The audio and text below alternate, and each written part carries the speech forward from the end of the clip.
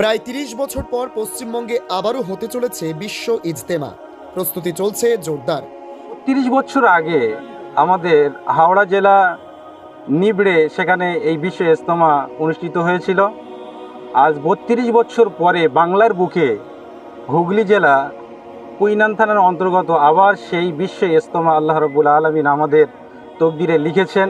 যেখানে দেশ বিদেশের ধর্মপ্রাণ মানুষ উপস্থিত থাকবেন, যা এক প্রকার আনন্দের বাতাবরণ সৃষ্টি হয়েছে ইসলাম ধর্ম বিশ্বাসী মানুষদের মনে।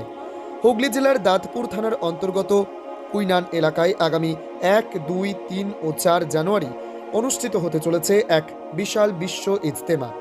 আয়োজকদের পক্ষ থেকে জানানো হয়েছে, এই ইজতেমায় দেশ বিদেশের লক্ষ লক্ষ মানুষ অংশগ্রহণ করবেন। বিশেষ করে বাংলাদেশ থেকেও বহু ধর্মপ্রাণ মানুষ এই বিশ্ব ইজতেমায় যোগ দিতে আসবেন বলে আশা করা হচ্ছে। একজন আলেম জানান, প্রায় ৩০ বছর আগে শেষবার বিশ্ব ইজতেমার আয়োজন হয়েছিল হাওড়া নিবরা এলাকায়। দীর্ঘ ৩ দশক পর আবারও এই অঞ্চলে বিশ্ব ইজতেমার আয়োজন হতে চলায় সমস্ত আয়োজক ও স্থানীয় মানুষজন অত্যন্ত আনন্দিত। তিনি আরও বলেন, অনেক বছর পর আমরা আবার এই মহান সুযোগ পেলাম। সকলের অংশগ্রহণে ইজতেমা শান্তিপূর্ণ ও সফলভাবে সম্পন্ন হোক এই কামনা করি।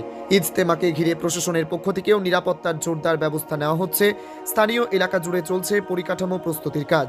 এই ইজতেমাকে ঘিরে পশ্চিমবঙ্গের ধর্মপ্রাণ মুসলিম সম্প্রদায়ের মানুষদের মনে নতুন করে উন্মাদনা তৈরি হয়েছে।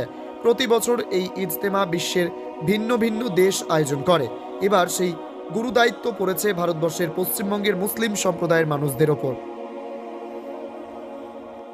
আমরা আজকে যে মাঠে দাঁড়িয়ে রয়েছি, এটি কুইনান থানার অন্তর্গত হুগলি জেলা।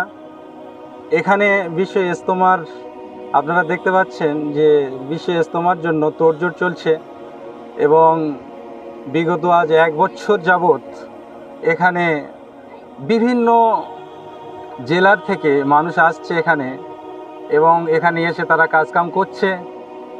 এবং ৩২ বছর আগে আমাদের হাওড়া জেলা নিবড়ে সেখানে এই বিশ্ব ইজতেমা অনুষ্ঠিত হয়েছিল। আজ ৩২ বছর পরে বাংলার বুকে হুগলি জেলা কুইনান থানার অন্তর্গত আবার সেই বিশ্ব ইজতেমা আল্লাহ রাব্বুল আলামিন আমাদের তকদিরে লিখেছেন এবং আমাদের সেই জায়গায় আমরা আসতে পেরেছি। এর জন্য আমরা নিজেকে অনেক ধন্য মনে করছি এবং আল্লাহ রাব্বুল আলামিনের কাছে লাখো লাখো শুকরিয়া যে আল্লাহ রাব্বুল আলামিন এইরকম দিন আমাদের নসিবে রেখেছেন।